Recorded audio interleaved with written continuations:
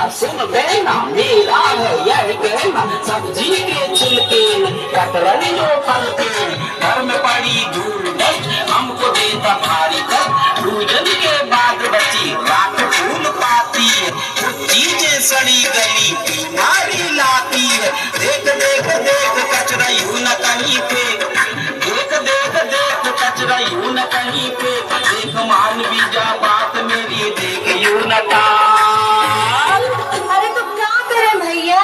गाड़ी वाला आया घर से कचरा निकाल, गाड़ी वाला